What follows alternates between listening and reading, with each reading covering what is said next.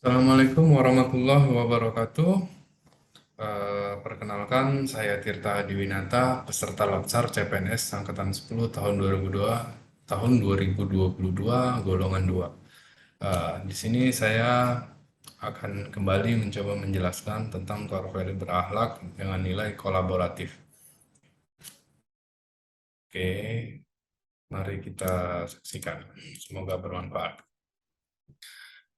Kolaboratif, konsep kolaboratif. Jadi sebelum kita membahas kolaboratif, kita bahas dulu pengertiannya. Nah, dari apa yang telah kita temukan, bahwa kolaborasi adalah itu diungkapkan oleh Dear and Singh pada tahun 1998 dalam Celi, mengungkapkan bahwa kolaborasi adalah value generated from an alliance between two or more firms aiming to become more competitive by developing seroutine. Nah, di sini maksudnya, uh, jadi uh, kolaborasi itu merupakan nilai yang dihasilkan dari aliansi antara dua atau lebih perusahaan yang bertujuan untuk menjadi lebih kompetitif dengan mengembangkan rutinitas bersama. Nah, ada pendapat lain, yaitu Gray mengungkapkan bahwa collaboration is a process to which parties with different expertise who see different aspects of a problem can constructively explore difference and find novel solution to problem that would have been more difficult to solve without the other perspective.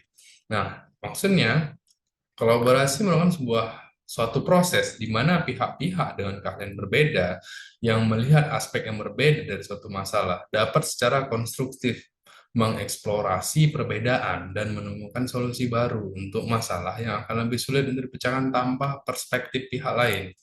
Nah, sedangkan yang ketiga, pendapat yang ketiga bahwa collaboration is a complex process with the main plan in intentional knowledge sharing that become the responsibility of all parties. Maksudnya kolaborasi adalah proses yang kompleks yang menuntut pembagian pengetahuan yang terencana dan disengaja yang menjadi tanggung jawab semua pihak.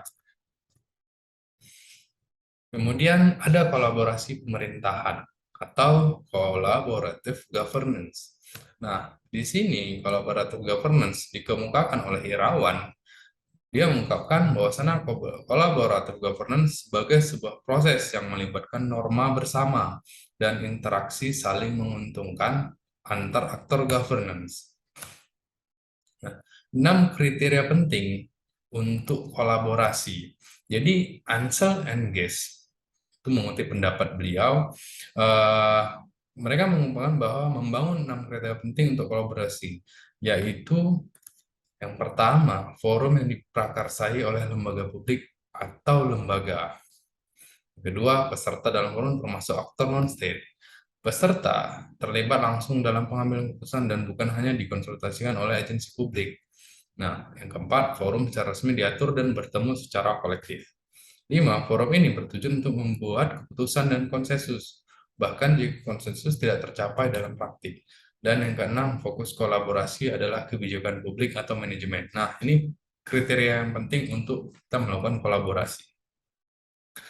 Kolaborasi pemerintahan, collaborative governance. Jadi pada collaborative governance, pemilihan ketua kepemimpinan harus tepat, yang nantinya mampu membantu mengarahkan kolaboratif dengan cara yang akan mempertahankan tata kelola struktur horizontal sambil mendorong pembangunan hubungan dan pembentukan ide. Jadi kolaborasi atau kerjasama menyatukan persepsi itu, pemilihan kepemimpinan, leadership-nya, siapa menjadi leader itu sangat penting untuk mengarahkan ke arah mana kolaboratif itu akan berjalan. Nah, selain itu, kolaboratif itu harus memberikan kesempatan kepada berbagai pihak untuk berkontribusi, terbuka dalam bekerja sama dalam menghasilkan nilai tambah, serta yang terakhir menggerakkan pemanfaatan berbagai sumber daya untuk tujuan bersama. Panduan perilaku kolaboratif.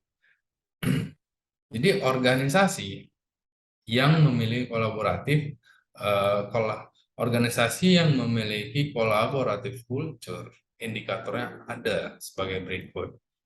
Yang pertama, organisasi itu menganggap perubahan sebagai sesuatu yang alami dan perlu terjadi.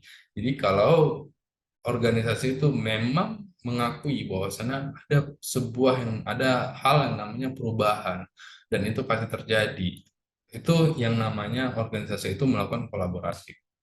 Yang kedua, organisasi menganggap individu sebagai aset berharga dan membutuhkan upaya yang diperlukan untuk terus menghormati pekerjaan mereka. Nah, ini penting nih. Jadi di dalam organisasi, dalam instansi, ataupun dalam kantor, jika staf-staf ataupun bawahan ataupun pekerjanya bukan dianggap sebagai aset, itu bukan perilaku kolaboratif. Yang ketiga, organisasi memberikan perhatian yang adil bagi staf yang mau mencoba dan mengambil risiko yang wajar dalam menyelesaikan tugas mereka, bahkan ketika terjadi kesalahan. Nah, yang keempat, pendapat yang berbeda didorong dan didukung dalam organisasi atau setiap kontribusi dan pendapat sangat dihargai. Yang kelima, masalah dalam organisasi dibahas transparan untuk menghindari konflik. Jadi tidak ada ditutup-tutupin gitu. Yang keenam, kolaborasi dan kerja tim antar divisi adalah didorong. Yang ketujuh, secara keseluruhan, setiap divisi memiliki kesadaran terhadap kualitas layanan yang diberikan. Jadi, setiap divisi, jadi kalau di ASN ini, di setiap instansi, itu ASN-ASN-nya memiliki kesadaran bahwasanya pentingnya sebuah kualitas pelayanan yang harus diberikan. Nah, itulah kolaborasi. Aktivitas kolaborasi antar organisasi. Jadi, eh, menurut Brenda, dalam penelitiannya, dia menggunakan indikator work closely with each other untuk menggambarkan perilaku kolaboratif. Jadi mengungkapkan beberapa aktivitas kolaborasi antar organisasi, yaitu kerjasama informal, perjanjian bantuan bersama, menerima pelatihan, perencanaan bersama, menyediakan peralatan, menerima peralatan, memberikan bantuan teknis, memberikan pengelolaan hibah, dan menerima pengelolaan hibah. Jadi ini merupakan aktivitas dari kolaborasi antar organisasi. Antar organisasi yang satu dan yang lain itu melakukan kegiatan ini. Nah, ada proses untuk menjalani kolaborasi. Jadi, kolaborasi menurut Ansen dan Case itu mereka mengungkapkan beberapa proses yang harus dilalui dalam menjalin kolaborasi, yaitu yang pertama trust building. Jadi harus dibangun kepercayaan dengan mitra atau stakeholder. Jadi kalau kita mau berkolaborasi, poin utamanya itu ya percaya. Kita mau bekerja sama, tapi kita tidak ada rasa kepercayaan terhadap seorang ataupun organisasi, kelompok, itu tidak akan bisa terjadi kolaborasi itu. Yang pertama kali dasarnya terjalinnya kolaborasi itu sebuah kepercayaan ataupun membangun kepercayaan. Nah, membangun kepercayaan ini ya bisa melalui komunikasi. Yang kedua, face to face dialog. Nah, setelah kita percaya, tentunya kita melakukan negosiasi, kita melakukan komunikasi dengan baik, dengan benar, dengan sungguh-sungguh untuk menguatkan lagi kolaborasinya atau menguatkan bahwasannya kita ini benar-benar percaya sama dia, ya kita menjalin dialog. Yang ketiga tuh komitmen. Nah, setelah kita berdialog, kita mengemukakan nih tujuan kita membentuk suatu kelompok, kita berkolaborasi untuk mencapai ini. Nah, kita bentuk komitmen. Komitmen apa yang ingin kita capai dan bagaimana resikonya dan segala macam. Dan menyatukan pemahaman. Jadi pemahaman bersama ini berkaitan dengan kejelasan misi. Apa misinya, apa visinya, serta bagaimana mengidentifikasi nilai bersama itu terkait permasalahan juga. Dan yang keenam, menetapkan outcome. Outcome ini mungkin lebih ke dampak, apa yang menjadi goalnya dari kolaborasi ini. Di faktor keberhasilan kolaborasi, kita berkolaborasi setelah kita menjalani proses-prosesnya tadi, ada beberapa faktor yang mempengaruhi dari keberhasilan kolaborasi itu sendiri. Itu yang pertama, kepercayaan. Nah, sama seperti prosesnya tadi, kalau dari sisi kita di awal percaya, tapi setelah kita berjalan, ada rasa ketidakpercayaan. Ini kolaborasi tidak akan berhasil. Yang pasti kita akhirnya mundur. dari organisasi itu. Yang kedua, pembagian kekuasaan. Nah, pembagian kekuasaan ini kalau tidak dilakukan secara benar-benar adil dan merata dan benar-benar adil lah yang pastinya, ini kolaborasi bakal tidak berhasil. Baru gaya kepemimpinan. Pemimpin yang dipilih harus bisa mengangkat nilai-nilai keadilan, harus benar-benar objektif dalam menentukan keputusan dan melihat masalah. Strategi manajemen, nah ini udah pasti tentu ya, dimanapun kita berada itu selalu ada strategi untuk menjalankan apa yang ingin kita capai. Yang kedua, yang terakhir nih, formalisasi pada pencapaian kolaborasi yang efisien, efektif antar entitas publik. Nah, ini bagaimana formulanya, bagaimana poin-poinnya, strateginya tadi kita udah melakukan strategi manajemen, kita sudah mengatur nih konsepnya. Nah, sekarang bagaimana implementasinya agar kolaborasi ini berjalan dengan efisien dan efektif. Kemudian ada juga faktor penghambat. Jadi setelah ada faktor yang mempengaruhi keberhasilan, ada juga faktor penghambat. Ada dua faktor penghambatnya. Yang pertama itu ketidakjelasan batasan masalah karena perbedaan pemahaman dalam kesepakatan kolaborasi. Nah, makanya perlu tuh tadi prosesnya tadi dialog face to face untuk menentukan kejelasan mana-mana batasan yang menjadi kolaborasi organisasi itu apa, ruang lingkupnya, apa yang menjadi pembatas-pembatas kegiatannya.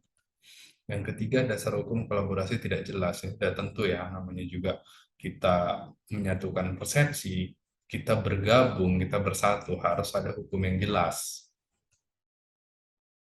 Panduan perilaku core value ASN. Nah, setelah kita memahami konsep-konsep tadi, kolaborasi, yang intinya bahwasannya kolaborasi ini bisa berhasil itu karena ada kepercayaan dan ada kejelasan.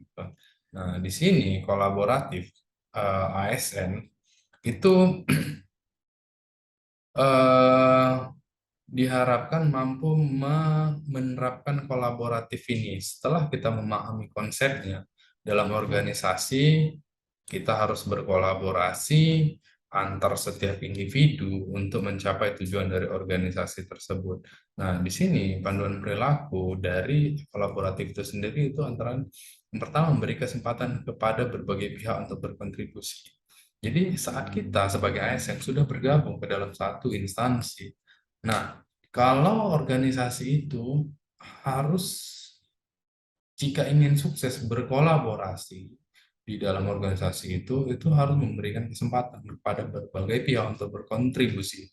Jadi setelah kita masuk, kita tuh dipercaya dan kita harus diberikan sesuatu apa yang harus kita perbuat ini untuk berkontribusi besar kepada organisasi itu. Nah, kita harus mendapatkan kesempatan dan sebagai pemimpin itu harus memberikan kesempatan kepada bawahan-bawahannya. Yang kedua, organisasi itu mampu menggerakkan pemanfaatan berbagai sumber daya untuk tujuan bersama. Jadi setiap ASN harus bisa melihat momen-momen ataupun bagaimana memanfaatkan sesuatu untuk mencapai tujuan pekerjaan. Kita dikasih pekerjaan untuk menyelesaikan sesuatu kegiatan A misalnya. Nah, kegiatan A ini itu memerlukan sumber daya apa? Kita harus bisa melihat lingkungan di sekitar kita. Apa peralatan-peralatan sarana dan prasarananya, bagaimana timnya. Nah, ini harus dibangun. Kemudian terbuka dalam kerjasama untuk menghasilkan nilai tambah. Jadi kita juga harus memanfaatkan kerjasama agar hasil yang diharapkan itu benar-benar tercapai bahkan bisa lebih baik. Nah, mungkin sekian pembahasan kita tentang kolaboratif. Nah, setelah ini akan ada video implementasi dari nilai kolaboratif. Selamat menyaksikan. Dan sekian dari saya, lebih dan kurang saya mohon maaf. Wabillahi taufiq wal hidayah. Wassalamualaikum warahmatullahi wabarakatuh.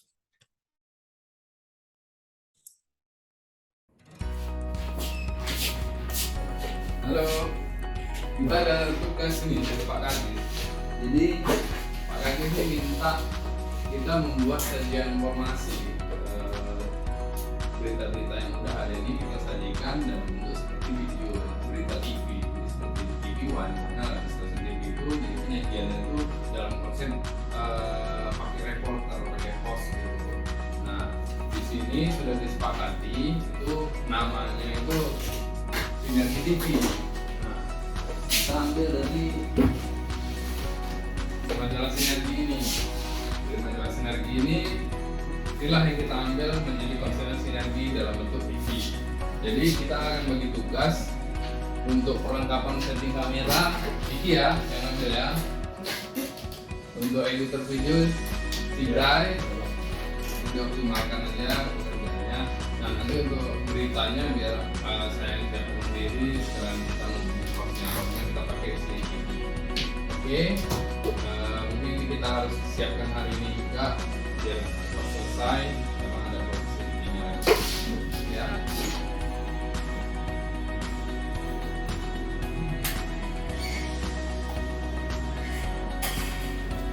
Assalamualaikum warahmatullahi wabarakatuh. Salam sinergi. Seputar informasi tentang kota Tebing Tinggi.